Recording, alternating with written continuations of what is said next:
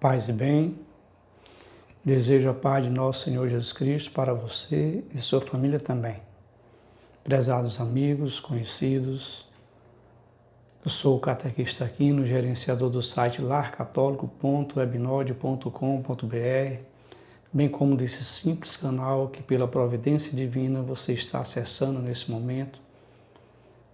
Antes de começarmos a nossa formação, eu vos peço humildemente para que se inscreva, curta e o compartilhe para seus demais amigos conhecidos, e aí juntos estaremos ajudando a nossa Mãe Igreja na sua missão evangelizadora, bem como também estaremos vivenciando essa nossa santa missão de sermos católicos evangelizadores, católicos que gostam de evangelizar e também de ser evangelizados. Pois bem, esse é um simples canal que tem como a intenção e finalidade ajudar na evangelização, explicar a doutrina e a espiritualidade católica. O tema de hoje será a oração. O livro que estudei, dentre os livros que estudei, gosto de apresentar principalmente a oração de Santo Afonso Maria de Ligório. E aqui ele nos mostra que a oração é necessária para a eterna salvação. Ele nos lembra a verdade dita por Jesus Cristo: sem mim nada podeis fazer. Ou seja, sem a graça de Deus, nada de bom podemos fazer, nenhum mal podemos evitar. Os nossos catecismos, dentre eles, principalmente esse, Doutrina Católica Compendiada hoje para os adultos, define a oração como uma conversa íntima e filial com Deus para o adorar, o louvar, o agradecer e lhe pedir as graças necessárias que nós necessitamos. Pois bem, no tema de hoje nós iremos saber principalmente o porquê que nem sempre nossas orações são atendidas. E para isso quero começar vos apresentando uma parábola que tem como título: Saiba o que perdemos com a oração. E assim inicia-se a parábola. Certa vez perguntaram a um cidadão: o que você ganha orando a Deus regularmente? Ele respondeu: na maioria das vezes, geralmente não ganho nada, mas sim perco coisas. E citou alguma destas coisas que ele perdeu orando a Deus regularmente. Dentre elas, principalmente a raiva, o orgulho, a ganância, a inveja, o adultério, o gosto de praticar o adultério, perdeu o egoísmo, perdeu o prazer de mentir, de fofocar, de difamar, de caluniar, perdeu os desejos carnais, rebeldes à vontade de Deus, perdeu o gosto pelo pecado, perdeu a impaciência, o desespero, o desânimo. E fica a pergunta: por que então muitos têm uma vida de oração e continuam consentindo, alimentando e realizando tais sentimentos, desejos negativos e pondo em prática os pecados? A Bíblia nos responde em Romanos 8, 26, onde está escrito: não sabemos o que pedir, nem pedir como convém. Em Tiago 4, versículo 3, não recebeis porque não pedis. Pedis e não recebeis porque pedis mal. Portanto, não basta orar. É necessário fazer uma oração sincera e comprometedora. É necessário nós preencher as condições que nos são indicadas para que nossas orações sejam atendidas. Portanto, nós oramos nem sempre para ganhar algo, mas para perdermos coisas que nos impedem no nosso crescimento espiritual, no nosso digno relacionamento com Deus, relacionamento de fidelidade, amigável, amável, nos impede de nos se dar bem conosco mesmo, com si mesmo, com os demais semelhantes. As graças que recebemos de Deus na oração, através da oração sincera e comprometedora, destrói e elimina da nossa vida tudo que impede a nossa salvação eterna, a nossa santidade, a nossa paz, o nosso crescimento espiritual. Pois bem, não esqueçamos que para cada promessa que a Bíblia nos faz, que a palavra de Deus nos faz, ela nos indica as condições para que as mesmas sejam realizadas. E com a oração não é diferente. Vamos citar algumas das condições que a palavra de Deus nos apresenta para as nossas orações serem atendidas. Mas antes não posso deixar de lembrar que tais sentimentos negativos, desejos, maus desejos, são ou vão nos acompanhar durante toda a vida. Faz parte da nossa natureza. Então, com oração, não é que nós perdemos, aí é só uma parábola. Não é que nós perdemos tais sentimentos, mas com oração nós ganhamos força, os auxílios divinos necessários para não nos alimentar, não consentir e força para evitarmos pormos em prática tais pecados, tais sentimentos. É como nos ensina esse pequeno catecismo, o Catecismo da Família, editado pela editora Santuário. Os maus desejos, os sentimentos negativos não são pecados, são tentações. Passam a ser pecados na medida em que nós consentimos com o mesmo ou os realizamos. Aí sim se torna pecado. Mas se, ao contrário, nós, através da oração, o resistirmos, evitarmos de o praticar, nós não estaremos pecando, mas praticando atos virtuosos. Então, para enfatizar mais, eu vou fazer uma analogia. É impossível nós evitarmos que um pássaro passe por cima da nossa cabeça, mas é possível nós evitarmos que ele pouse na nossa cabeça e faça ninhos. Semelhantemente, é impossível evitarmos que um mau pensamento, um mau sentimento venha à nossa mente, ao nosso coração.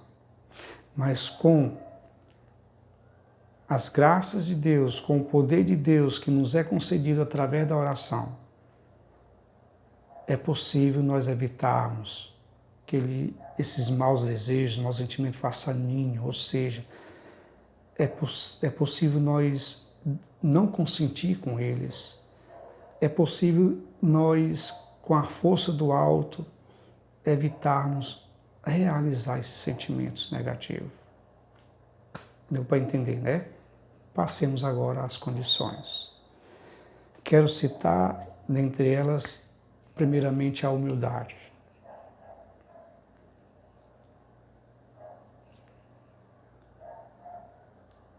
E vos convido a anotar ou acompanhar, lendo comigo a palavra de Deus, que está em 1 Pedro, capítulo 5, versículos 5 a 6.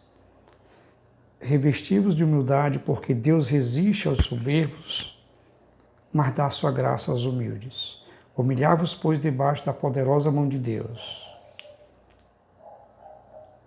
Eclesiástico, capítulo 35, versículo 21. A oração do humilde chega às nuvens, ou, em outras palavras, chega ao céu.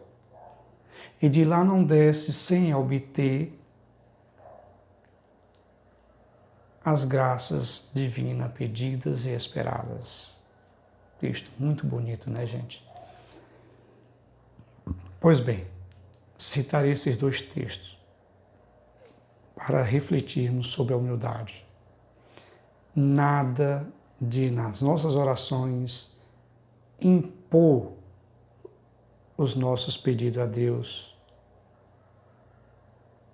Por exemplo, Senhor, eu quero uma cura, eu quero um milagre, eu quero tal graça, mas eu quero agora, porque eu estou precisando agora. E tu não podes deixar de me atender, porque tu prometeu atender nossas orações e tu é fiel às tuas promessas. Cadê a humildade? Sigamos o exemplo de Cristo, que mesmo na hora do desespero, mesmo na hora da dor, do sofrimento, ele clamou, pediu ajuda, mas terminou sua oração: Senhor, que seja feita a tua vontade, não a minha. Façamos, sigamos esse exemplo. Sempre no final das nossas orações, Senhor, eu confio na vossa divina providência. Que seja feita e realizada a tua vontade, Senhor, porque eu creio que tudo concorre para o bem daqueles que te amam. Por isso, me jogo em teus braços, porque está escrito que tu cuida de nós, que tu nos ama com amor eterno. Deus é fiel, mas nem sempre somos fiéis às condições apresentadas para que nossas orações sejam atendidas. Então, segunda condição, a fé e a confiança. E quero vos apresentar Hebreus capítulo 11, versículo 6. Sem fé é impossível agradar a Deus. Quero que vocês leiam também Tiago, capítulo 1, versículo 6 a 8. A orar, ao pedir, peça com fé. Pois sem fé, como diz Hebreus, é impossível agradar a Deus. E lá em Tiago diz: não pense tal homem que pede sem fé, que será atendido. Mas claro que isso é impossível, né, gente? Uma outra condição, perseverança e paciência. Tenhamos paciência com as demoras de Deus e não desistamos de orar, porque quando terminamos de orar, não vemos a graça sendo recebida. E quero vos citar dois textos que enfatizam bem a perseverança com a qual devem ser as nossas orações. 1 Tessalonicenses, capítulo 5, 17, orai sem cessar. Lucas, capítulo 18, versículo 1, onde está escrito, orai sempre, está aqui, ó, é necessário orar sempre sem jamais deixar de fazê-lo. Quero vos apresentar uma explicação da Bíblia da Universidade de Navarra. Para ler, eu escolho a Bíblia, a tradução da Ave Maria, letra gigante. Agora, para estudos, gente, essas daqui, a Bíblia de Jerusalém, a Bíblia do Peregrino, não conheço melhor. E dentre elas, essa daqui. Só o Novo Testamento é 3 volumes, gente. Muito rica. Mas, aproveitando o ensejo, essa coleção eu ganhei de doação de um padre. E aproveitando o ensejo, eu queria vos apresentar uma grande esperança que tenho. É de um dia conseguir, por doações, por ajuda, adquirir a Bíblia mais bela do mundo. São 8 volumes, gente, se não me engano. Rica igual a essa, ou provavelmente mais rica. É a tradução portuguesa mais rica de Bíblia de estudo. A Bíblia mais bela do mundo. Lá no comentário, vou deixar meu Pix, na esperança de com ajuda, com doações, um dia conseguir comprar essa Bíblia para partilhar com vocês a riqueza que tem em tais Bíblias, como estou fazendo no momento. Pois bem, nessa Bíblia da Universidade de Navarra, na nota de rodapé de 1 Tessalonicenses 5,17, explica que orar sem cessar é consagrar, é dedicar toda a nossa vida a Deus. Nossa vida profissional, familiar, social, tudo o que formos fazer, devemos consagrar e dedicar a Deus com a boa intenção de fazer tudo para agradar a Deus e em conformidade com a sua vontade. E só para você ter uma ideia, diz aqui, olha gente, para os santos de São Jerônimo, página 87, né? Aqui, né? Para os santos de São Jerônimo, o próprio sono é uma oração. E fica claro que orar, sempre orar sem cessar, não é passar o dia orando, mas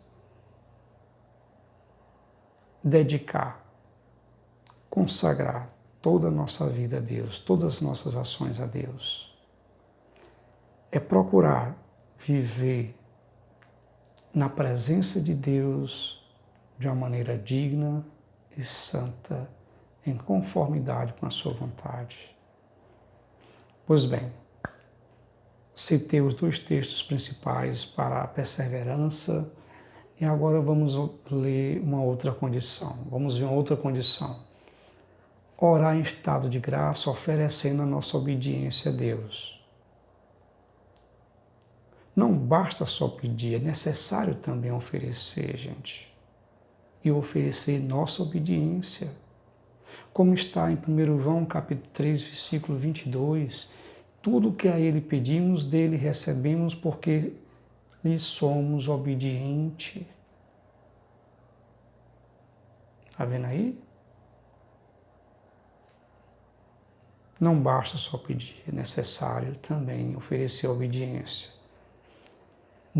Outra condição, não devemos transformar nossa oração apenas em petições, mas antes de tudo em adoração, louvor e agradecimento, como nos ensina o próprio significado da palavra oração, que eu citei para vocês.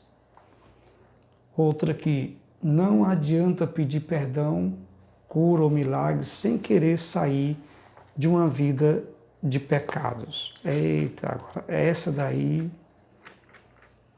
é pesada, gente. Essa daí é pesada.